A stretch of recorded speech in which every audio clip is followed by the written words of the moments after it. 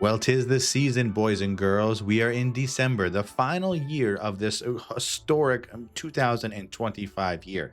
And it is that time of the year where we make back to back videos talking about two of my favorite topics.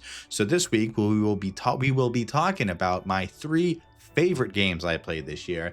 And next week we will talk about my three least favorite games I played this year. So with all that being said, sit back, get yourself some gingerbread, find some mistletoe to put over the computer as we share this moment, and let's count down our three favorite games we played in 2025. Coming in at number three is Arc Raiders, and I'll be the first to admit it. There might be a little bit of in the moment bias since this game just came out and is still fresh. But even with that being said, I've really enjoyed my experience playing this game. I've been genuinely surprised with how much enjoyment and how I keep coming back to this game when there are so many other games I want to be playing right now.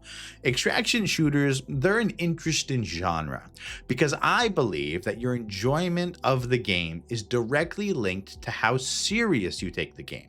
For example, Escape from Tarkov becomes a game that you take very seriously because of how hard and challenging it is.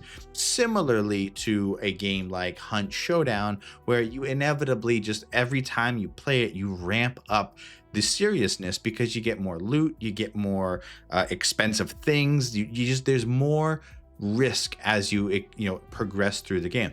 Arc Raiders does something a little bit different in that regard. Now there is still a progression. However, they've created a game that really just feels like it's not that serious.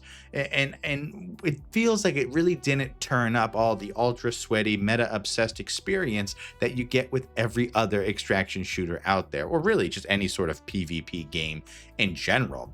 The combat feels smooth. The gunplay is so awesome. I don't see a lot of enough people talking about how the gunplay in that game, it feels good. The audio in it is just all around great. I really enjoyed it.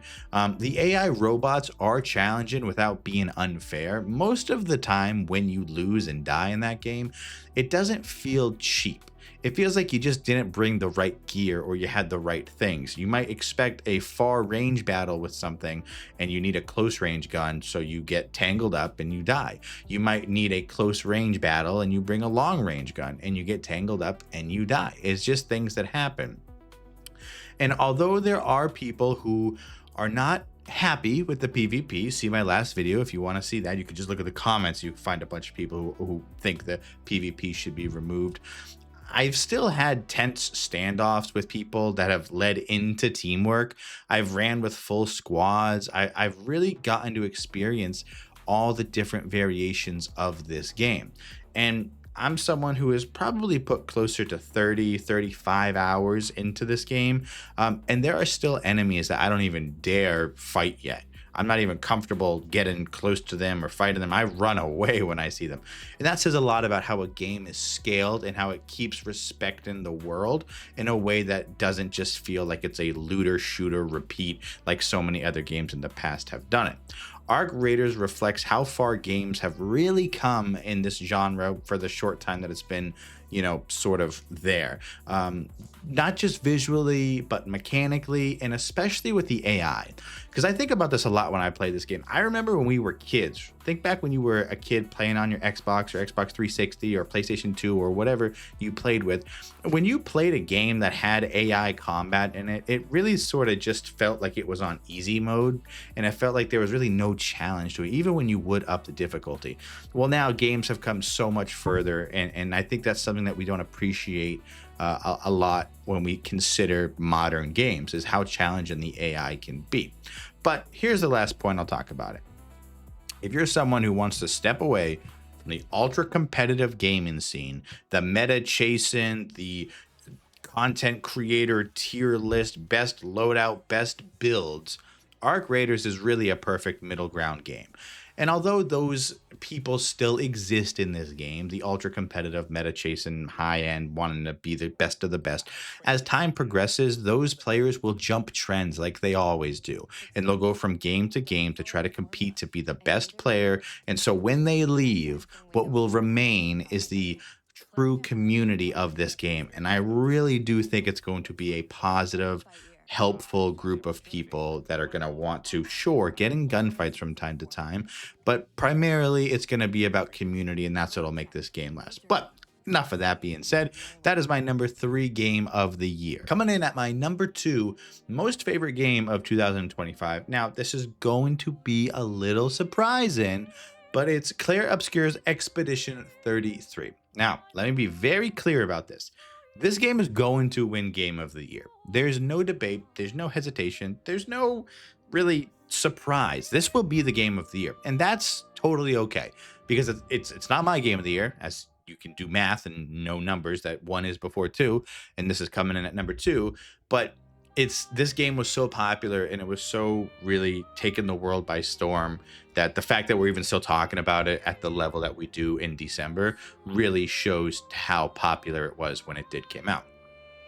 To talk a little bit about this game though, I ended up playing this game really just by a whim because I saw it was on Game Pass and the box art looked kind of cool. So I downloaded it and I played it. And I had so much fun with it. I ended up making about 4 videos on it because of how strongly this game stuck with me. And the really surprising thing about this is that I wasn't expecting it to be turn-based combat. But when I did discover that, I was like, well, kind of taken away. But then when you start to realize that there's parrying and there's dodging, I've never really seen a game like this before. And it really surprised me. And the style was really cool. Now, I don't think this is the first game that has ever tried parrying or dodging with the turn-based combat. However, the story, the score, the acting, everything in this game was just really, really enjoyable. And the story was incredible. It felt like something that I could replay over and over. And I really enjoyed my time when I was playing this game. Now, it is not a perfect game, and I don't want people to think because it's going to be Game of the Year that it is, because it's not. Some of the boss battles definitely lean into the health sponge category rather than like the skill. There's a learning curve when you realize it's more about endurance and rhythm rather than just raw strategy. But even with that adjustment period, the experience never stops being engaging. And when you zoom out from the landscape of gaming in this year and you look at all the games, there really weren't that many games that were truly great games. People think there were. People will name a whole bunch of games that they say were good, but really, how about you? Like, we can't play every single game that comes out. So if we just listen to what everyone says was a good game or a bad game, then we're gonna think that there was a ton of great games. But how many new games this year did you play that you were like, wow, that was really fun? Expedition 33 is special. It clears about 99% of the competition this year, and that's why it's my number 2 game, why I fully believe it will be Game of the Year when all is said and done. Now, boys and girls, for my favorite video game of the year, my favorite game of 2025, the award goes to Kingdom Come Deliverance 2. This game didn't just meet my expectations, it completely crushed them. How many games have you played? When was the last time you played a game and you were like, this is going to be a good game, and then it was even better than that? I'm not talking a game like Expedition 33 that comes out of nowhere. All right, both the other games on this list came out of nowhere and were incredibly awesome. Arc Raiders was a game that I barely knew anything about till it was fully released. Expedition 33, I would have probably never bought it or got it if it wasn't on Xbox Game Pass and didn't look cool. So these were games that I wasn't expecting to be good, but were. Kingdom Come Deliverance 2 was a game that I wanted to be good, and it was better than I expected. I had such a fun and enjoyable experience with the first game. I was convinced that they weren't going to have a second game because this game was not very popular and not very socially talked about when the original game came out. So the fact that they released a second one was even more surprising. And to be honest, the fact that it's even considered Game of the Year material, with the fact that it's being voted on by players, is something that's even more surprising to me. Now, let's talk about the game itself, okay? Because it does something that very few games do. This is not a power fantasy game. It wasn't about flashing abilities. It wasn't about leveling up and becoming some sort of god. It was about survival. It was just discipline and learning how to exist in a brutal, grounded medieval world. Kingdom Come Deliverance 2 takes that exact philosophy and elevates it in every possible way. The world in this game feels alive. The villages, like, they feel lived in. You walk around, you spend time in them, you feel like you are there. The wilderness, the woods, the trees, the walking paths, everything feels dangerous. Everything feels like you are going on a journey instead of just walking from point A to point B like you do in so many other modern video games.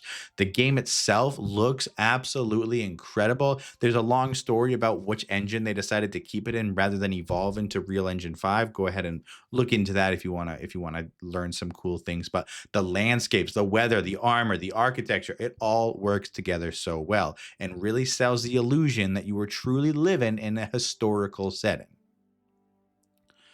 Now, the combat in both the combat in this game has always been a sensitive part because the reality of it is that it's just extremely punishing.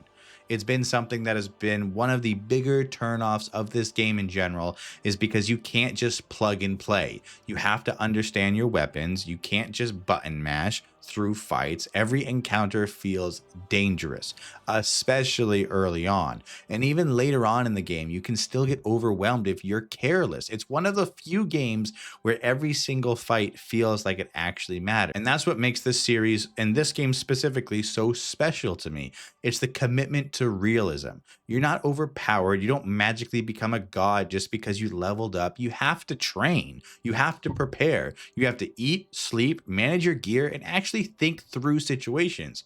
You're not the chosen one just because a person is playing a video game. You are trying to survive in a harsh world that does not care if you live or die. And because of that feeling, your victories become earned. When you win a difficult fight, when you survive an ambush, when you succeed in a tense quest, it feels real in a way that most games never achieve. The story carries weight because the world feels grounded. The characters feel human. In fact, I guarantee there's one specific thing in this game that you're like, that just doesn't make sense because I would never do that decision. However, in the game, the character who makes the decision will make that decision because of the character. And there are just tons of things like that in this game. You feel like you are literally just one guy doing one thing. You don't have that oh so main character syndrome that every game tries to portray nowadays. You're not this little assassin who can run around and kill every single person, or this huge tank who can withstand a nunchuck to the face, or any of those variations in between. You are just a guy living in just a real time and place in history, and it feels awesome. And we're in a time and place where so many games just play it safe. Think of all your favorite games over the last 10 years that are not solo IPs, that are not games that are the first ones of their kind. Every single one of them just plays it safe. Kingdom Come Deliverance 2 takes real risks and then it actually delivers on them at a high level. And that's why it's not just my favorite game this year, it's easily one of the most memorable gaming experiences I've had ever. And that's why Kingdom Come Deliverance 2 is my #1 game of 2025. And there you have it, boys and girls. Those are my top 3 favorite games of 2025. Is your list identical? Is it different? Let me know in the comments down below. And do you think Expedition 33 is going to win Game of the Year? Or what game do you think will win? Let's not forget that last year, Astrobot is the game that won. So there's not much to follow up with that. Anyway, I'll see you guys next time.